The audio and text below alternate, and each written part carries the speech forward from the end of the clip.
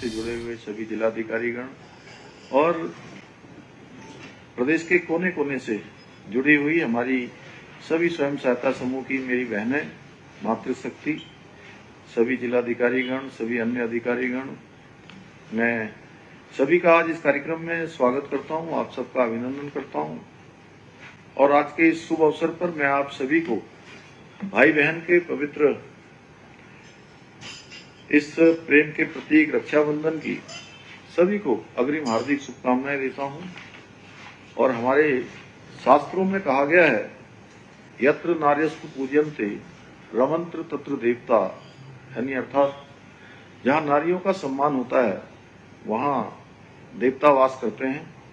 इसलिए आप लोगों को हमेशा प्रसन्न रहना है और हम सभी के लिए ये बहुत आवश्यकता है। और आप सभी जानते हैं, आदरणीय प्रधानमंत्री जी ने नारी तू नारायणी के मंत्र के साथ मातृशक्ति के कल्याण एवं सशक्तिकरण के लिए लगातार जब से वो 2014 में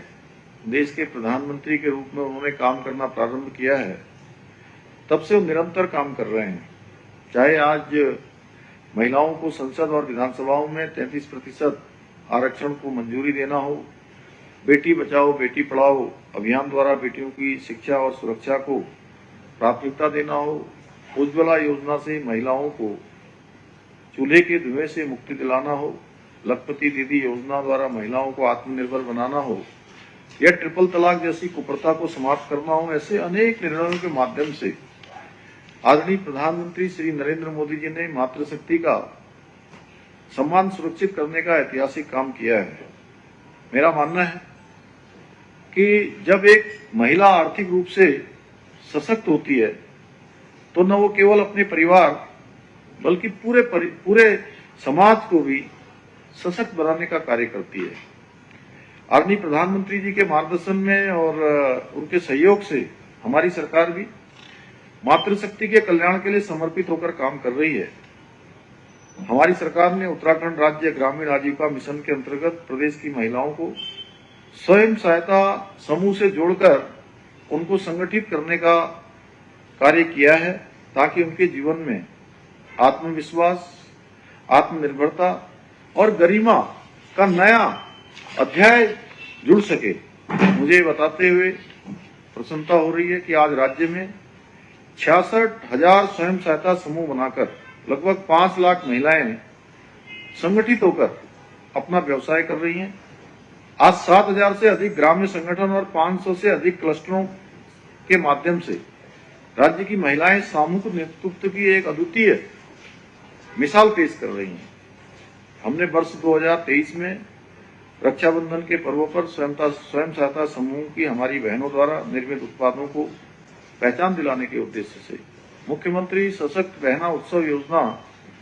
प्रारंभ की थी, जिसके माध्यम से हमारी बहनों ने विभिन्न आयोजनों में 27,000 से अधिक स्टॉल लगाकर 7 करोड़ रुपए से अधिक के उत्पादों की बिक्री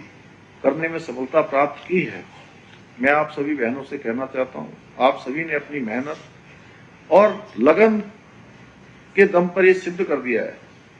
कि यदि मातृशक्ति को अवसर, संसाधन और सहयोग मिले तो न केवल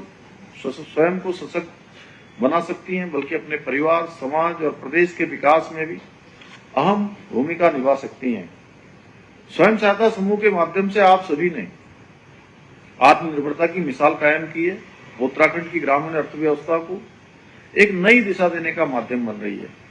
मुझे गर्व है कि प्रदेश में 1,63,000 से अधिक बहनों ने लखपति दीदी बनकर महिला सशक्तिकरण की दिशा में एक नया इतिहास रचा है। हमारी सरकार द्वारा मातृशक्ति द्वारा निर्मित उत्पादों की प्रोसेसिंग, पैकेजिंग और बिक्री के लिए भी एक सशक्त इकोसिस्टम विकसित किया है, जिसके अंतर्गत जहां एक ओर महिला स्वयं सहायता समूह द्वारा बनाए गए उत्पादों की प्रोसेसिंग एवं मार्केटिंग हेतु 49 ग्रोथ सेंटरों की स्थापना की है, वहीं इन उत्पादों के प्रभावी विपणन के लिए 13 जनपदों में 13 नैनो पैकेजिंग यूनिट, 17 सरस सेंटर, 3 राज्य स्तरीय विपणन केंद्र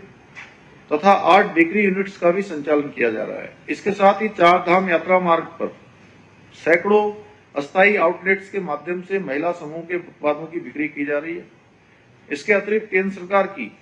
वन स्टेशन वन प्रोडक्ट योजना के अंतर्गत देहरादून और हरिद्वार रेलवे स्टेशनों पर महिला स्वयं सहायता समूह के उत्पादों की बिक्री हेतु विशेष केंद्र स्थापित किए गए हैं। इतना ही नहीं,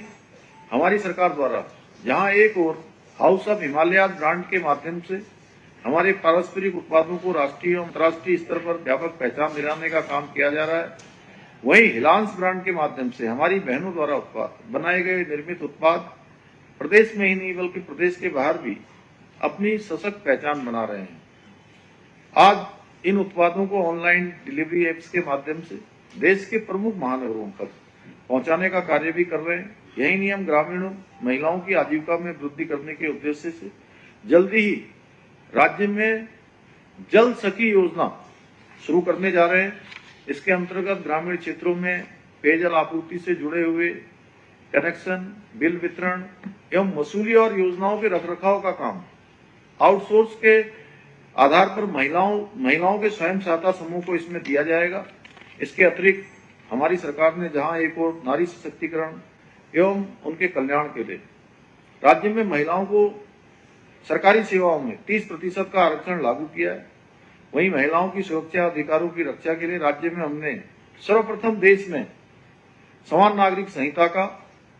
कानून लागू करने का ऐतिहासिक कार्य भी किया है।